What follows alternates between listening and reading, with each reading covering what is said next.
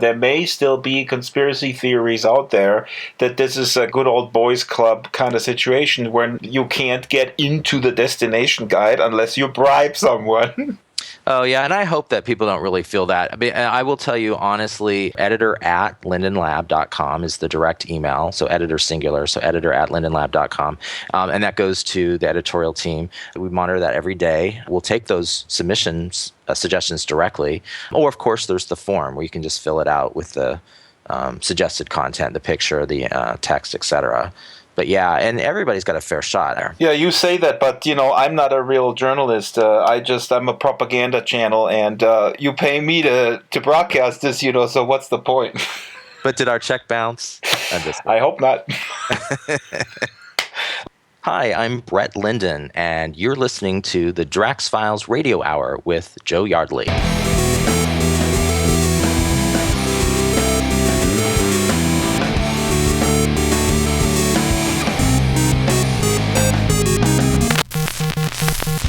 Hello there and welcome to the Drax Files Radio Hour with Joe Yardley. My name is Draxter Dupree. Hi, Joe. Hello. And you know what? This week I wanted to introduce us with our proper title so new listeners who just stumbled upon this podcast actually know who we are. So, Joe, you run an immersive time travel agency called 1920s Berlin, right? Yes, right? Sort of.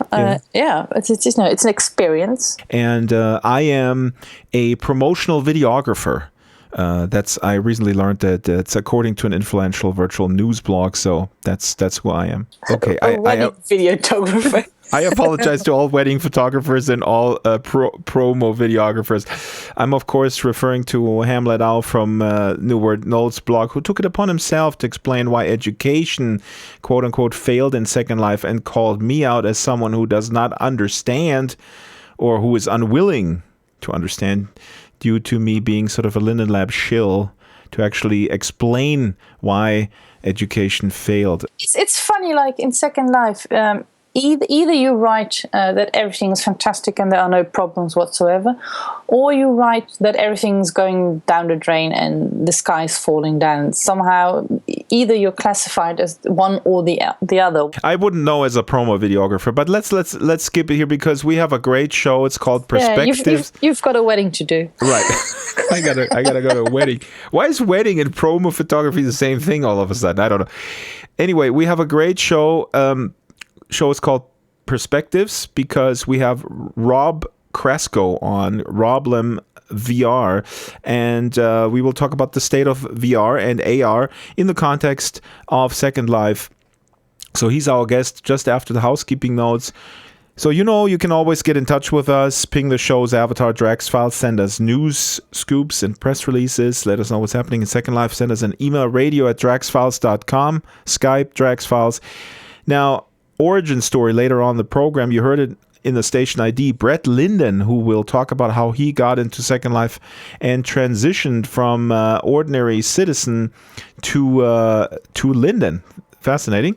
You can become a sponsor with us. You can have your own banner displayed on the website and mentioned every single show. We have lots of great sponsors. Check out their wares and tell them you come from us. We have, for example, Bright Canopy as a sponsor. Very proud to have them. They make Second Life available in a browser with super graphics. Unlimited use is $17 per month. The service is due to finally launch this Saturday as we go to air basically tomorrow. So check out brightcanopy.com. Also, we have a giveaway this week. A young Second Life resident from Mexico by the name of Astro Boy has created a limited edition hoodie that has art of his on the front from the immersive Drax meme. He calls it the creation of Draxter. Michelangelo, who's painting the creation of Adam, is a painting on the Sistine Chapel ceiling. Is of course not the creation of Draxter, it's the creation of Adam, or is sometimes referred to as the creation of men. But Astro Boy, same thing, almost the same thing. Astro Boy put it on a Second Life hoodie. It's me with an Oculus on the face, getting the juice of life straight from the big guy in the sky, and there's less than 20 left on Marketplace. You can grab it for $0 Linden dollars, and then this is just for you guys. Please post a pic. Sure. Of you wearing it on your social media stream of choice, tagged the creation of Draxter and you shall get a super secret additional gift from us. So once you've done that, ping Avatar Drax Files in world, or let us know on the blog where you posted the picture. And yeah, that's that. So it's a really cool item. You can, of course, also support us on an individual basis by taking out a voluntary subscription of $100 Linden per month. That's $25 Linden per show. All right, let's take a little breather with some music before we go to our guest, Roblem VR. Today, we'll hear from Toff Jansen. He's a Second Life artist, and he collaborated with a Swedish electronic musician by the name of Kari Läckebusch. They have worked together on a project called Glimpses, and it's an audio poetry album produced by Kari Läckebusch, featuring voices of SL residents. This track is called Selected Haiku, and it features Second Life resident Mantis O. A dark winter's night. Heaven's mirror reflecting on the face of God. Fleeing butterfly. A warm summer's day takes wing with a child's delight. Oh, heaven blazed. Love's arrow has me smitten. Blinded, I'm amazed. Fear regions in the silence. Heavy darkness brings in the night. Children softly cry. Warm sunlight beacons. A seedling reaching upwards tries to grasp the sky. Touch the rose of love. Pricked, we bleed upon our sleeves. Cut, we hide the scar.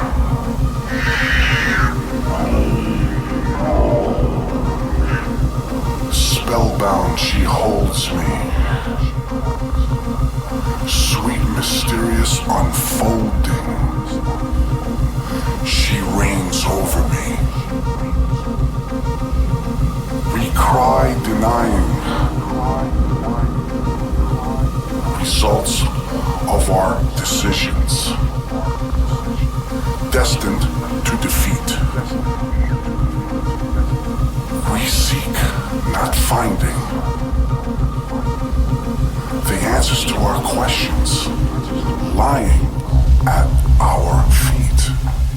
So that was Kari Läckebusch with Toff Jansen and Mantis O. Of course, this is only the audio component of an immersive media project, so you gotta head in world to check out this crazy visual thing that goes along with it. We post the slur on the blog. Now, time to bring in our guest, Roblem VR, aka Rob Krasko. Rob is a VR advocate, entrepreneur. He has a background in computer science and marketing. He's known in Second Life under the name Roblem Hogarth. Hi, Rob. Hey guys, how's it going? Hi, Rob. Thanks for joining us. I never asked you, how long have you been in SL? Because we invite you on a show that we call Perspectives, and then maybe you're a noob. I don't even know. I've got 9 years. You got 9 years under your belt. And working full-time in SL at this point. That is awesome. And you told me that you are married to a Second Life resident? Yep, we live together. Her name in SL is Ivy Deschanel.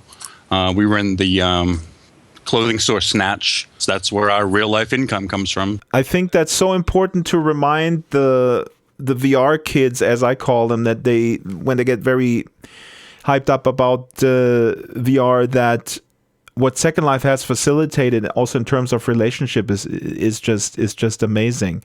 I mean, that has yet to be surpassed by the new VR movement, I guess. Yeah, I see a lot of them reinventing the wheel with stuff that we're kind of used to in Second Life, that's fine. That's you have to kind of sit back and go, okay, that's cute.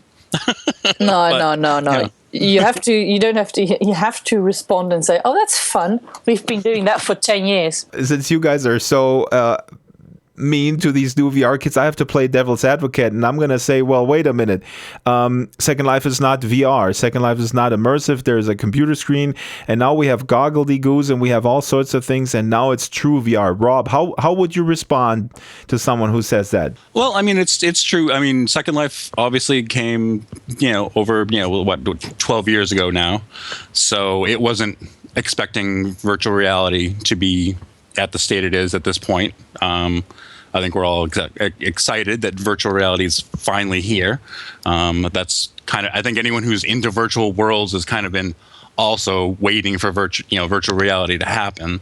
So we're very happy about it. I mean, obviously we've got the, new virtual world coming up from Linden Labs that's specifically designed for VR, and that will hopefully take up some of the issues that, I mean, there's a beta for Oculus for Second Life that doesn't work very well, but The Oculus implementation in Second Life, of course, is an issue because Second Life has issues with generating the frame rates that the Oculus requires for us not to throw up, basically.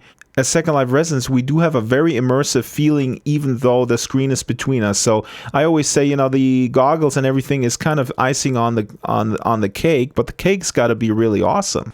Oh yeah, I mean, we've been looking through a window into a virtual world. That's the way I try to explain to people. And what it is now we're opening up a door, and we're going to walk through that, and we're going to be on the other side of that window. But it's still the same virtual worlds that we had before, and it's the same relationships and the same organizations, and the same problems that we've had in Second Life are going to translate over to the virtual worlds that are going to be enabled in VR. That all translates forward to what's going to be going on in these new virtual worlds and how people are going to interact with each other. Maybe I'm just defensive and too sensitive. I feel dismissed by these people sometimes. It's just that feeling where you go, hey, how about me? I mean, we were there. Yes, we're part of this pioneer project too. And a lot of the knowledge that we have is all going to translate out, to these new worlds that people are building. It's funny though that most of these new people, let's call them that, have no idea what we've been doing in Second Life for the last 10 years, and they've got this idea of our virtual world. But when we actually start telling them what we've been doing or showing them, they're a bit, flabbergasted. Before we have to rename the podcast to bitter old Second Lifers bitching about the fact that they don't have a seat at the table, let's be positive. So Rob, you're tweeting a lot of stuff about VR. What would you say are you most excited about right now? Well, I mean, some of the fronts on the hardware are amazing. That's just that there's it's not just going to be about Oculus. Obviously, that everybody got excited by Oculus. The $2 billion from Facebook got everybody's attention. It got my attention. This now that we know that it's going to happen, but it's almost like it was sort of inevitable. The smartphone revolution, having that kind of processing and a thin factor, form factor with a high resolution screen, and there's a billion of those items out there. It's kind of almost led to that now the virtual reality, which used to be a 20-pound headset with 2 television sets in it, is now it sort of was going to happen anyway. But that was sort of kicked it all off. But now you can look at some of the stuff with the OSVR project, all the hardware that's coming through that. The Vive, it's very exciting to see the hardware come through. And now you're seeing a lot of software coming from lots of different, perspectives. The 360 video recording. That is actually quite exciting. And also the playback function on YouTube. YouTube has a whole bunch of 360 videos already that you can sort of change your point of view just with a mouse hovering over it. Yeah, and if you get into Google Cardboard, you could watch all of those videos on Google Cardboard and have the full head rotation on those, so you don't have to deal with that, and it's a much more immersive experience. And some of those are actually getting into 3D as well, so you get that 3D perspective from a single point of view. Obviously, you're not walking around in it, but you get that, that full feeling that you're actually in that image space. And that's what a lot of people say, that the fact that Google Cardboard is so affordable and it's going to be everywhere, because the downside on Oculus that's been expressed in the Second Life community, that a lot of my friends namely Loki Elliott, regrets that Oculus announced you basically need, again, kind of a high-end PC to run it. And then the other argument is, yeah, but you have Google Cardboard, which is very, very affordable. But then people say Google Cardboard is not really that immersive because you can peek out on the side and stuff like that. What do you think about that? Is Google Cardboard up to par to deliver some of these experiences, or is it really just sort of a poor man's Oculus? Well, I mean, it's definitely a poor man's Oculus, but I mean, right now, Oculus is just developer package, right? I mean, obviously, I think their sales are up to like 100,000 units, but those are strictly for developers and for like cutting edge marketing. You know, I mean, like I think Mountain Dew has like 1,000 Oculus from one of the reports I said, you know, because they're really promoting that as, you know, part of their extreme, sports type, promotions that they run around the country. But the immersive level that you can get from a Google Cardboard, which is $10, worth of, lenses and, plastic or, cardboard around your face and the smartphone in your pocket, is actually really good. For that, at that price point, it really can't be beat. And it's going to be, the first wave is going to be with these sort of more refined Google Cardboard. Viewmaster is coming out with a Google Cardboard. Oh, I love Viewmaster. That brings back so many memories. So I mean, take that, the legacy of Viewmaster. I lived in Viewmaster, when I was a kid. Loved that device. And now take that forward and put that into, retail stores. The Google Cardboard experience is going to take off. It's going to take off, and it's going to take off in a way that's a lot faster than when Oculus and these other headsets hit, because they're all going to require, like you said, higher end PCs and higher price points. These are all going to be $100 items, and you may be looking at several $100 worth of upgrades or a new system to actually run them. And maybe it's just really transitional before we go to contact lenses anyways. We're going to get hundreds of different kinds of headsets.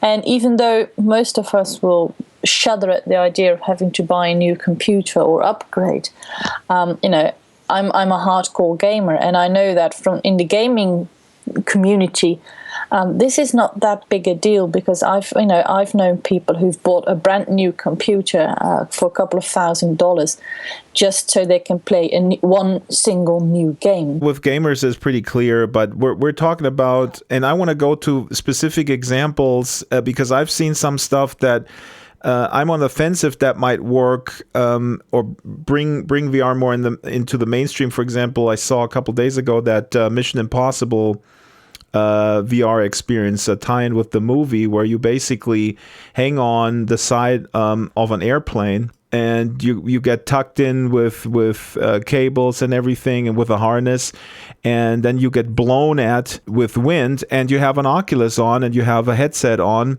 to get the sound, so you have all that tactile feel. And you can see that in theme parks. Of course, that's a no-brainer that stuff's going to be in theme parks all over the world, tomorrow pretty much. But how likely is it going to be in the living room, I guess, is my question always. I mean, I think the hardware prices will come down, as they always do. Prices, yes, but willingness. The willingness of people to sit, and people have written about, I saw a guy in the subway with a Samsung Gear VR, and so people have been talking about sort of the social acceptance of even being sort of in the public space, but removing yourself from the public space. And before the iPhone came out, nobody would have predicted that it becomes a social norm that you don't even pay attention to a conversation because you're checking your Facebook messages or you play freaking Candy Crush. Which is awful, I think. It all depends on when people find a VR gadget or tool or software that they really, really like. For instance, I'm thinking about VR cinema and VR television. How long is it going to take before there is a World Cup or a whatever they call it in America, some sort of Super Bowl football sports thingy, that is going to be broadcast in VR, and some guy people buy brand new televisions for events like this, and if they suddenly are told that you can also watch this in VR and be at the stadium, I think there's going to be a lot of people who buy it just for that. What do you think, Rob? What's the acceptance threshold here? Oh, I think you really hit the nail on the head. That entertainment, passive entertainment, is going to be huge, because you can tell people, look, you can sit on the stage during a live concert and watch the audience, as well as the people on the stage. You can sit on the sidelines for a sports game of some kind, and maybe even like teleport yourself to a different point of view. Just putting they're already starting to experiment with the cameras on some of these live games, and I wouldn't be surprised if next year we weren't having that option to have a VR experience of a live sports event, or even just recording them and being able to relive that sports event. That's definitely a way that this is going to become normalized. The Stanford Virtual Human Interaction Lab, they've been in the press lately a lot because they have a system to train football players with VR. We're going to link to some articles. Yeah, I guess you're right. I mean, it's the passive entertainment option that makes it compelling. Yeah, sports and all that. That's how it's going to sneak into our houses, and then suddenly you've got one of them, and then you realize you can use it for shopping and for gaming, and and suddenly everyone's found a way to use it. It's like television in the 1950s. It's expensive. It only has one or two interesting options for you to use it for. But once you've got it in your house, you're suddenly going to watch it 24 hours a day. I also want to mention, because we're going to link to this, there was an article came out a couple of weeks ago. In Mumbai, there is an arcade that is building VR experiences where you also hang in a harness, and you can walk across skyscrapers. You can fly around. They blow wind in your face, and so you have always the tactile experience combined with the visual and the oral. Australia actually has a interesting VR arcade experience that they've launched. That's another way that the people are going to experience VR for the first time. It's going to kind of reboot the arcade experience that kind of died out in the 90s, with having traditional machines, but also having virtual reality machines next to it. And that's going to be the way that people are going to start to experience the high-end VR for the first time, are with these individual experiences. I think one of the systems they had was basically look like a paintball game where people were running around physically, but with VR headsets on, so they experienced a more interesting environment. And then what we heard a while ago is the HTC Vive Lighthouse system, which is basically tracking you in the room, so you could go around freely in your space at home without bumping into walls, because the virtual reality that's being created around you conforms to your room size and tracks you in the room all the time. They debuted that at the GDC, if you guys remember, and I'm not sure if it's available yet or how much it will cost, but if that works out, that will be a way to make a little holodeck at home. Yeah, I mean that system that's supposed to, right now it's a developer package, and it's supposed to come out as the consumer, I guess, in Q4 this year. Of course they haven't said anything about price, but it's supposed to be fairly pricey. But and I guess that that level of like head tracking, of like tracking your head through space, not just your orientation, I guess cuts down on the nausea a lot more as well. I don't know, did you guys see the Jimmy Kimmel spoof of Facebook World? No. I haven't seen it. I saw the article about it. I haven't watched it yet. So it's actually quite hilarious. So Jimmy Kimmel puts on a Gear VR. Okay, fire it up. Look at that. It's amazing. It feels like I'm in Facebook right now. But it basically looks like Tron, and a guy comes in. Jimmy! Yes? Hey there, long time no see. Oh, hey. And he says, "Hey, Jimmy." And Jimmy Kimmel doesn't remember his name, but then conveniently, Dave pops up over the guy's head, and the guy shows him baby pictures. It's been a while, huh? Yeah. You know, I don't think you've seen my new baby yet. Oh, no, I haven't. Oh, he's cute. Oh, he's very cute. I know, right? Yeah. Oh, I've got more. Yeah. Wow, look at that, huh? Really cute. Yeah, that's great, Dave. What a nugget. Yeah. I got plenty. Dave, that's a lot of pictures of. Sorry. Hey, is there something I think the damn Canadians are coming across the border to steal our jobs. Uncle Ron. So it's basically as if Facebook were a world. It shows you how annoying it can be, how annoying the Facebook model actually is. I mean, it is to me, where it's hard to have privacy, where it's hard to have agency over identity. And I want to ask you, Rob, because we asked that all of our guests, what do you think Linden Labs' role is in the future of virtual worlds? And let me preface that with my opinion that Second Life is the last place on the internet where you have, power over your identity. Yeah, I mean, the Facebook model is ludicrous. I mean, you should have control over what identity you express yourself as. And it's not just, covert or, being anonymous so that you can do ridiculous things. There's a lot of good reasons for it. And I mean, I'm sure I don't have to, lecture you guys on it.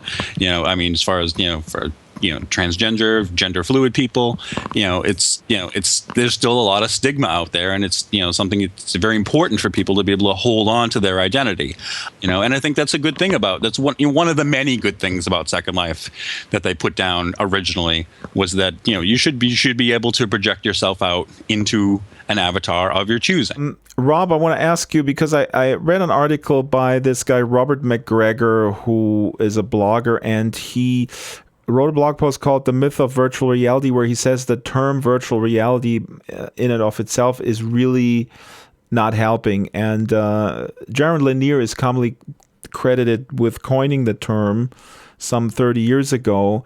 And Robert Greger says, if virtual reality is as bad as calling a mouse a hand twin, a screen electronic motion paper. I love a hand twin. I think that's a brilliant name for a mouse. No, but I mean, is that an issue, you think, in terms of adoption, or how should this be dealt with? Because I do encounter this in my daily life often, where things are dismissed. Anything virtual is dismissed because it's silly or whatnot. Yeah, I mean, you've got a 30-year legacy of the word virtual reality. It's not just Jaron, and it has traits back to even earlier than him. But I mean, you can certainly think about rebranding virtual reality. I don't exactly know how you would do that. In the blog post, he says we should just say VR means volumetric representation. Yeah, that sounds like a word you'd use a lot, isn't it? Hey, I'm at Best Buy. I want to buy a volumetric representation thing, please. Well, you can call it computer reality. I don't know. But, let's go back again to the idea of television. What does the word television mean? It means watch far away. I mean, how stupid is that? But, we got used to it. What's really hilarious, because I read on Road to VR also, it was also on some other blogs, that the Candy Crush guy, the guy who created Candy Crush. Oh, yeah, he just got that. He got funding. $6 million from Google Ventures to build VR games. I mean, the Candy Crush guy, come on. Proven successes are jumping already into VR. The Candy Crush guy doesn't need to jump into VR if he didn't think that it was going to be a big thing. He could do another Candy Crush or do another 2D version game, but obviously he sees the potential of it. Tons of people sitting there wasting their time with these dumb games. And they say exactly the same about what you're doing. Well, they're stupid, that's why. And I'm open-minded, mind you. Well, if I want to waste my time, I'm going to waste my time. Yeah, I mean, you have all the right in the world to waste your time the way you wanted to, but... I got to level 200. Oh, Joe, God. I can't do this podcast with you anymore. If Candy Crush 3D VR is going to bring millions of people into VR, so be it. It's all about propaganda and selling it. We need to sell virtual reality, and if we're going to sell Candy Crush, sell it with Candy Crush or... Well, maybe Candy Crush could be Broccoli Crush. Huh? Ew. Okay, so we didn't cover augmented reality much. Also, on the podcast, we didn't talk about it. I want to play a clip, short interviews I had with the folks from Cast AR. There's a lot of listeners that we have that love Cast AR. And Cast AR's, augmented reality glasses, but there's also this magic foil and some magic wands that you can manipulate objects that appear on that foil on your table. So you can imagine holographic tabletop games, for instance. And in our Pay From Modern World blog brought my attention to the fact that Cast AR has secured additional funding to the tune of $15 million in venture capital dollars. And I spoke to Jerry Ellsworth and Rick Johnson, the co-founders of Cast AR, at the Augmented World Expo in June this year. So let's play that tape. First, Jerry, and I asked her what was happening at the company. I grabbed her right after she had presented with 5 or I think even more other competitors from the AR glasses space at the auditorium at the convention center. And here is Jerry Ellsworth from Cast AR. Currently, we're shipping our developer units in early Kickstarter units, and they're going out to developers and enthusiasts. It's exciting to see the new games and experiences that people are coming up with. You just presented with all these, I don't know, there was like 5 or 6 people with different glasses, and everybody has a different solution. And you the guy before you from, I don't know if he was from Lockheed Martin or an offshoot, saying, we have the best lenses. And then you came on and you said, we have objects to interact with. And my son, who is 11 now, he saw that and he said, that's the most compelling thing. The thing with the tabletop is maybe the magic component to all this, to adoption. Can you talk about why you're convinced that is? Yeah, I think you hit on it. We need that, I guess, as a reference. Right. So as we design the product, we keep thinking, how would someone 8 years old use this? How would someone 88 years old use this? Also, how do we make this piece of technology that's kind of alien and different to folks more approachable? And so the one thing that we've done is we've restricted it mostly to the tabletop. Some of our early developers are doing crazy things like holodecks, but by restricting things to the table, and then also holodecks, then they put the foil all over the wall? Correct, yeah. There's some folks that are plastering rooms with it. That's awesome. But really, we think like if like someone like my father is ever going to use this, it's got to be approachable. So it's got to be easy to use and understand and work in a natural way. And so we've been focusing on how people naturally play. So we're actually just starting to demo our tangibles, which we promised in our Kickstarter. And so we're going to be showing that shortly. Explain what is the tangibles? A tangible is something that you can blend digital content around. So for instance, you could take your dragon and you could fly it into the virtual city on the table and like shoot flames and destroy all the villagers. Or maybe in the reverse, you turn that around and you have your toy plastic dragon sitting on the table, and now the villagers, you can digitally control them to attack the tangible. So we're trying to stick to things in the way that people normally play, kids. In my father's case, for instance, he would never wear a virtual reality headset. It would isolate him from the world, and it's just too much for him. But I could imagine him, like if we gave him an application where he could put our play surface on his coffee table, wear the glasses, and have a virtual representation of his NASCAR race that he's watching, which all these cars are already instrumented with all oil pressure and where they're on the track and all kinds of stats. And he could see his favorite car going around a virtual racetrack, even though he's still watching the live event on the plasma TV. Getting the exciting commentary, he could still look down and see like, oh no, my car is in the pit. Why is my car in the pit? He would really like that. It's an additional source of information. Like you watch people naturally when they watch TV or do computing, they're always looking away and they're taking little breaks. And I think with our system, people are going to really like that it's grounded to one location.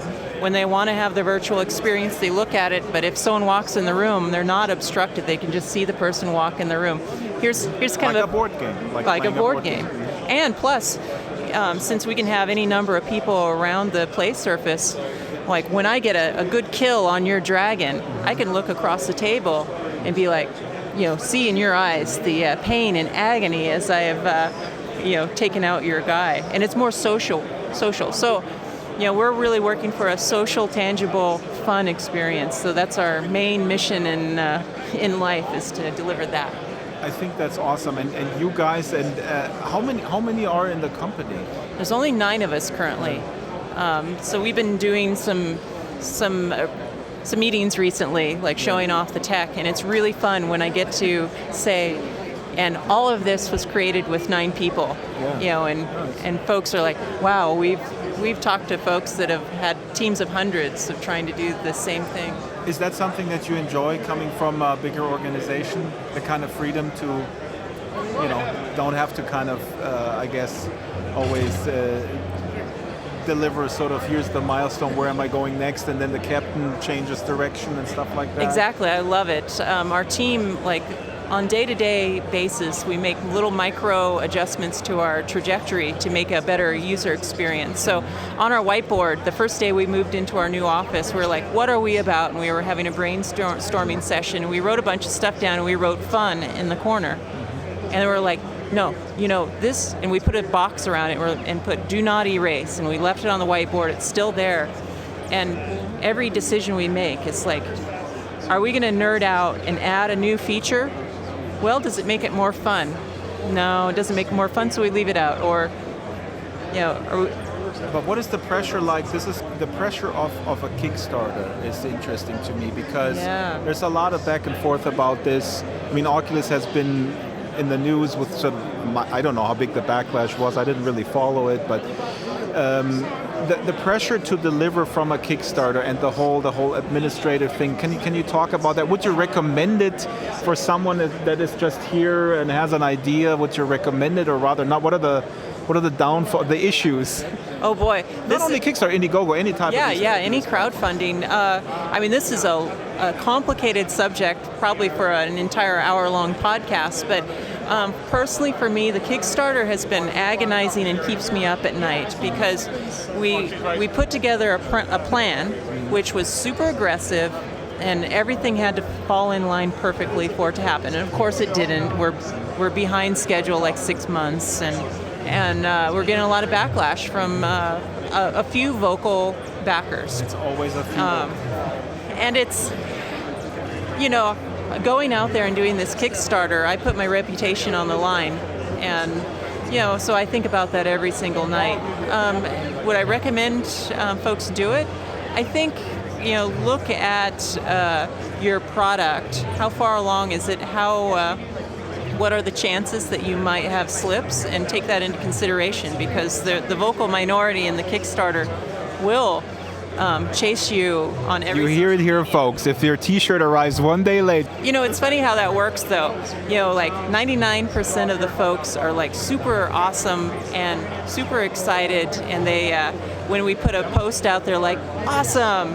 But it's always just those little negative comments that just hurt much worse than the hundreds of positive ones. Last question. You're so inspiring with your videos, where you encourage people to tinker, and I watched one with my son, and he immediately wanted to go out, and my dad is an engineer, so he's been trying, hey, let's take apart this tape machine from the 70s, and saying, I don't want to do it.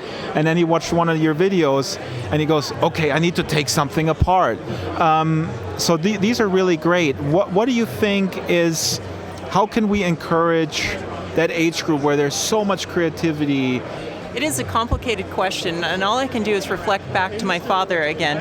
My father was very understanding when I was curious, and never really stopped me from exploring, and even encouraged it.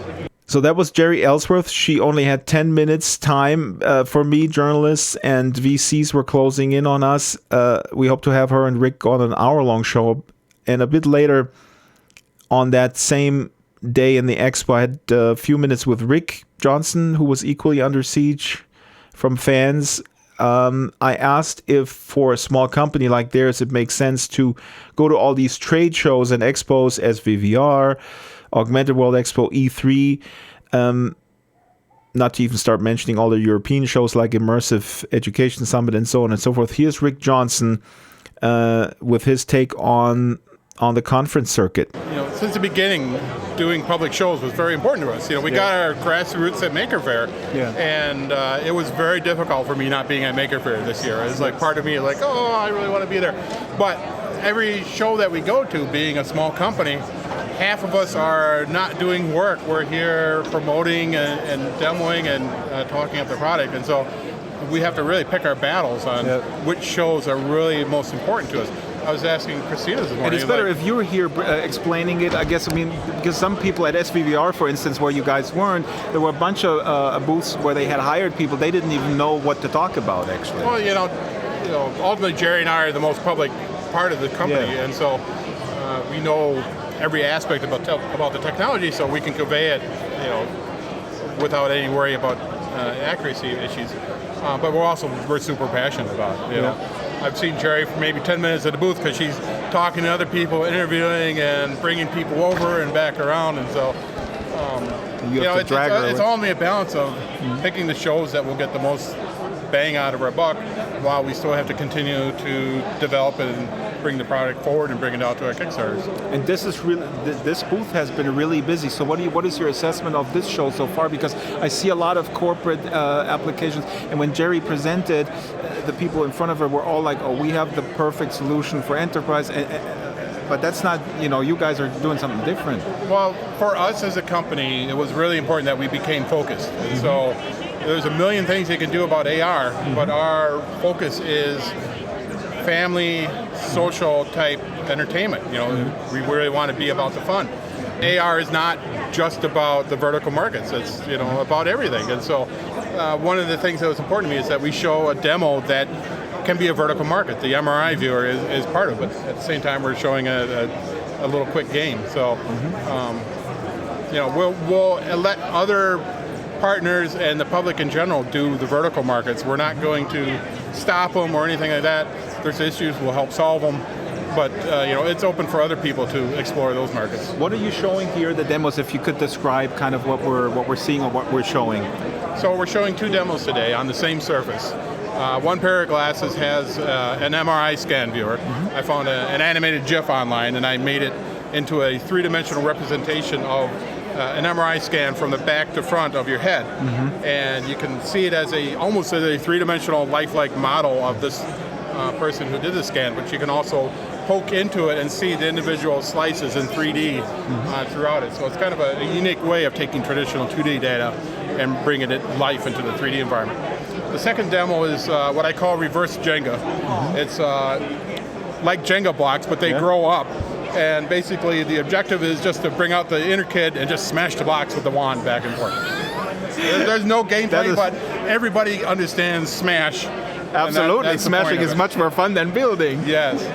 How do you see the future about the games and the content? You're shipping this out to developers, and are you envisioning also kind of a marketplace or something, or how do people create the content, and how is the content going to be distributed? Are you making some of the stuff? It's really our goal to, as a company, not to be directly competitive against our developers. That we see ourselves as a guiding energy of what works in AR, what doesn't work, what have we learned, that we'll try out different ideas and we'll put out samples, we'll put out source codes so people can see how to do various things in the AR space or how not to do them. And so kind of encourage people through that. As for development, right now our demos are running under Unity 4 and Unity 5. We have a plugin. Angry Bots takes about 5 minutes to get up and running in our space. We're currently working on Unreal 4. And if you have a custom engine, you can use the low-level SDK to get it integrated and up and running very quickly. And so that enables, as a Second Life super user, what I like about the Second Life is the democratization of content creation tools. But you mentioned Unreal and Unity, and so there is a certain barrier of entry, but it's not very high, so people could be at the table and create stuff for this. Yeah, Unity is really a very commonly used engine right now to get up and running in the game space. There's a ton of tutorials and a ton of videos, and there's samples you can get for free, there's samples you can buy in their marketplace and content. For us early on, Unity was great because the marketplace, we didn't need to have 30 artists, we could just get this content and have demos that showcase our technology. Unreal has been making an aggressive move in this space as well. I would classify them as a more of a high-end engine, but they have a lot of great tools as well. Yeah. And they're all becoming free or are, and they want to kind of going head-to-head right now. Yeah, back in my early days of game development, buying an engine from id Software was like $750,000. Now you can get Unity for free and Unreal for free, and you can get the source code to Unreal. So it's really a dramatic time in the last few years. Jerry also mentioned that some people actually put the foil, or what do you call retro surface? On their walls, and you could theoretically create a holodeck. Is that possible? A square room? There's you could revolutionize the prison system. Solitary confinement might not be the end after all. Well, they could be sitting in this cell and there'd be butterflies and rainbows and they'd be all at peace. The glasses have really no concept of where the retro material is. They just project out an image. If there's retro material, the image is going to come back to you as a viewer. And so if you just have it on your tabletop or you have it on your walls or your entire living room, it will just work in that regard. So there you have it. That was Rick Johnson from Cast AR. And yes, everyone confined in their mom's basement could sit in a beautiful butterfly sanctuary while playing Second Life, for instance. It's like double immersion. Rob, I want to ask you about augmented reality. Do you cover that at all? Do you follow it? Do you think it'll merge, or will it be separate tracks? Full immersion, maybe light immersion? Yeah, I kind of think of AR and VR as like different ends of a spectrum. So you've got basic AR, with sort of an overlay type technology like Google Glass had, where you've got a little sort of screen floating in the corner of your eye all the time. And then there's more advanced AR, like the HoloLens from Microsoft, where it's recreating parts of your reality. So that's a little closer to virtual reality, but it's sort of virtual reality with you inside of it. And even for pure virtual reality, you're still going to want to have times where you can sort of peek outside of your thing to maybe grab your water bottle or check your cell phone, without having to take all of your gear off. So I think you're gonna see a kind of a wide spectrum between all of these things, where you're going to get a little bit of AR in your virtual reality, and you're going to get a lot of virtual in your AR. Well, I saw the Zeiss VR1 and other goggles had the same thing, where you could kind of switch between modes as well. So it's going to be interesting. I mean, I think it's going to just merge. Yeah, I mean, you're going to have a lot of forward-facing cameras that'll track your hand movements. Those can also be something you could tap into momentarily to look around your space, to grab your water bottle and then switch back over to to pure VR. So I mean that's going to be something that's going to be a lot easier than try to rip your whole headset off just to do something simple in the space around you. That's going to get annoying very quickly. But I think be able to sort of peekaboo into the real world while you're in virtual reality is going to be a big advantage, and you're going to see that kind of roll in as a lot of the stuff gets rolled out. All right, we're at the end of the show. Can you believe it? Thanks so much for coming on, Rob. Hey, it was great. Thanks for having me. We'll have to have you back. Yes, thank you. So, in terms of things to do this weekend, Joe, what's happening? Nothing. I know. I'm way too busy in Berlin to go out. So if people want me to go and check something out, post it, invite me, tell me about something that you think I should see. Otherwise, I'm just going to spend all my time in Berlin. I'm sorry. Okay, I'll tell you what to see, because our blogger friend Ziki Questi sent in a recommendation of the week. She's back. Wonderful. And she says here, I'm reading from her email. It's about Last Call for a Forgotten City, a magnificent creation by Mandy Marseille and Jean Debou that has long stood as one of Second Life's masterpieces, with incredible architecture and automated workers. There are also a few hidden places to discover. Sadly, the sim will close sometime in September. Listeners can visit Ziki's blog for an article about the closing along with the landmark. So there you go, Joe. Yes, excellent. What a very, very good suggestion, because I know that place. I've been there, and it's connected to the Toy Factory shop, if I'm not mistaken. And it's a really wonderful place. Let me say this, because as our listeners may know, YouTube now started their gaming channel where you can also stream games. So they want to kill Twitch and Hitbox and all these other providers. Yeah, good idea. So why don't you, listener, go into Forgotten City and stream and flood the YouTube gaming channel with really cool second live streams. Yeah, they can do with a few more interesting videos that are not just grieving, which are so boring. I went to the gaming channel, and of course the first 20 hits are virtual pregnancies and grieving. Yep. And then we wonder why we have a bad reputation. Oh no, I forgot, we don't. Let's not start that again. We're at the end of the show. We're going out with our new feature, Origin Stories, where we ask Second Life residents how and why they got into Second Life. What the heck is wrong with you is basically the question that I ask when I get them on. But I didn't do that with our guest today because we have a Linden, the first Linden, hopefully many more Lindens to come. Brett Linden, who has done so much at Linden Lab, including some pretty awesome videos showcasing Sims, and of course the Destination Guide. Yes, we love the Destination He Guide. has a background in journalism and teaching. I was a guest in 2009 at the Virtual Journalism Summit at Washington State University in Pullman. We spoke to journalism students back then. Really fantastic. I gotta find that video that I taped there. Anyway, let's give the mic to Brett Linden. Here is his origin story. And I say thanks for listening and goodbye, Joe. Auf Wiedersehen. Hi, my name is Brett Linden, and I first discovered Second Life when I read an article about Reuters opening a bureau in Second Life way back in the day, right? I was just fascinated by the idea that there'd be a news agency in a virtual world. As a gamer and somebody also who is involved in education and teaching and has been a former journalist, it was a collision of my hobbies and interests. And so, of course, I had to check it out. And that was the very first time I went into Second Life. At the time, I was teaching at Washington State University journalism and related media courses. And to some degree, not only did I want to check it out for myself, but also just sort of, stay in tune with what was going on in the industry to share with my students, and somehow fumbled my way around and learned the art of teleporting, stumbled across all the creativity, the art and the music and so on. For me at that time, I was fascinated by the green dots, on the map.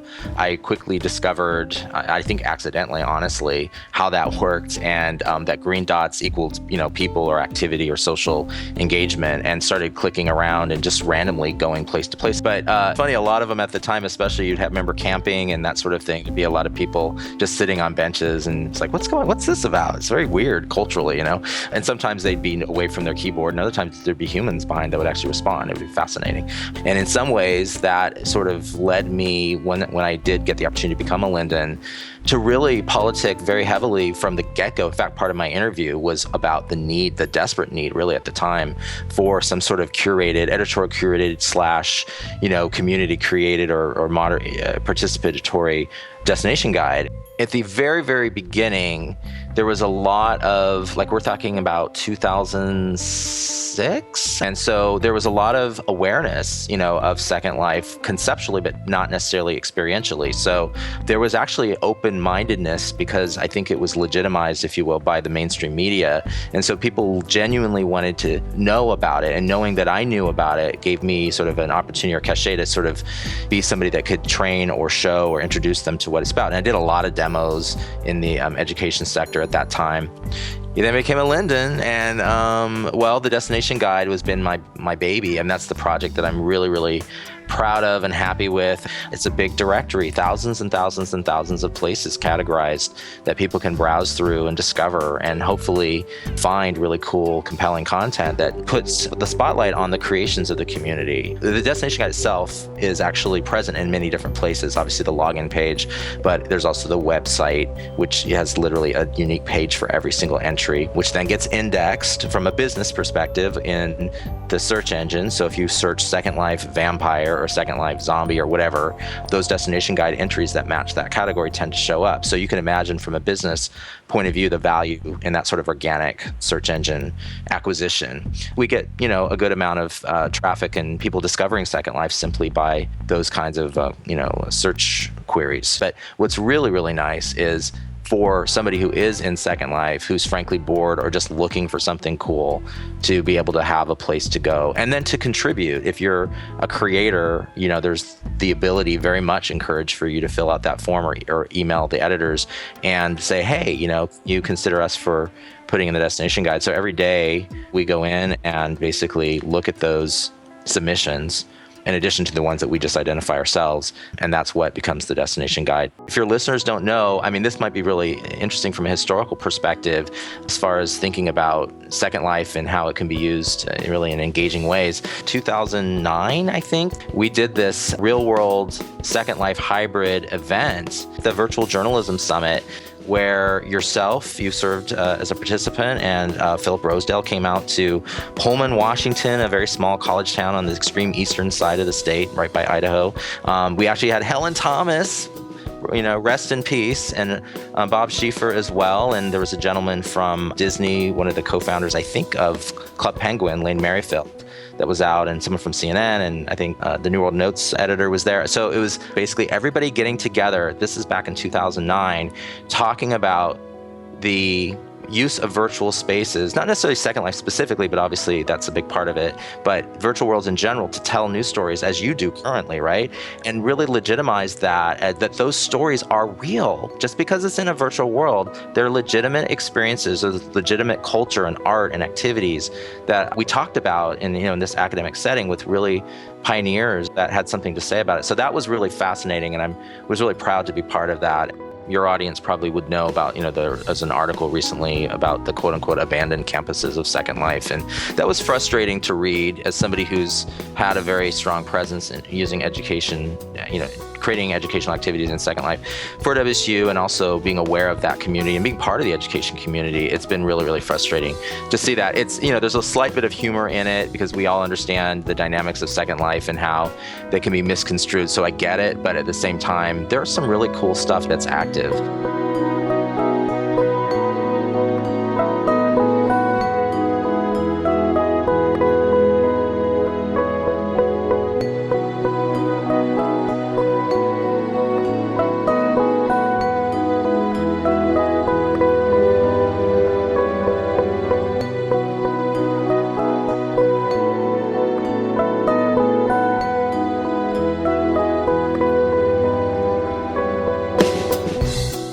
The Drax Files Radio Hour with Joe Yardley is a weekly production of Basic Drax Entertainment. The show is supported by Maven Homes, Giza Creations, Botanical, Strawberry Sing, Abranimations, Arrows Avatars, Ison, Caravel Design, Humanoid Animations, Avacon, The Cube Republic, Loki Elliott, Fateware by Damien Fate, The Avazines Publication Family, What Next, Bright Canopy, Dutchy Furniture, Landscapes Unlimited, Dwarfins, The Den, Following Gods Incorporated, Feroche SL, Giant Snail Races every Saturday, Kona Stream, and Death Row Designs. Contact the show via Skype, DraxFiles, Avatar DraxFiles, or email radio@draxfiles.com.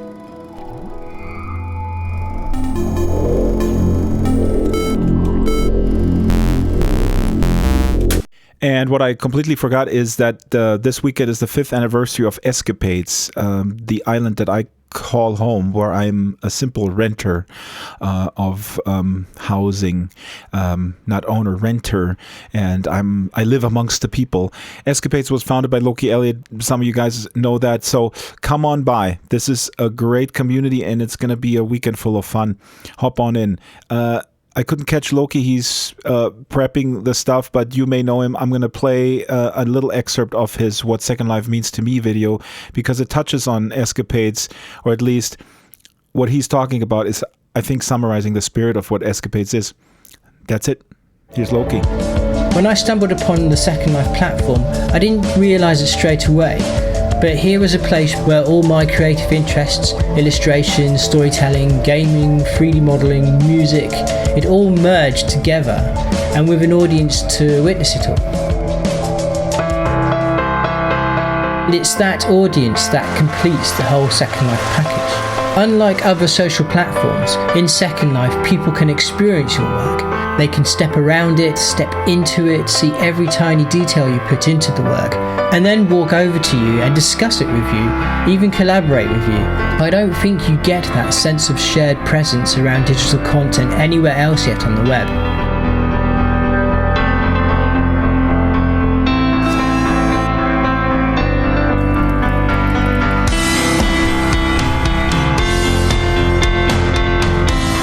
Life isn't localized either. There is no separate servers for the US, Europe and Japan. This has led me to form an amazing diverse group of friends from all around the world who share bits of each other's cultures. And it's constantly changing. It's a living thing, full of sometimes hilarious bugs that you just learn to accept as part of the craziness. And it has its fair share of drama.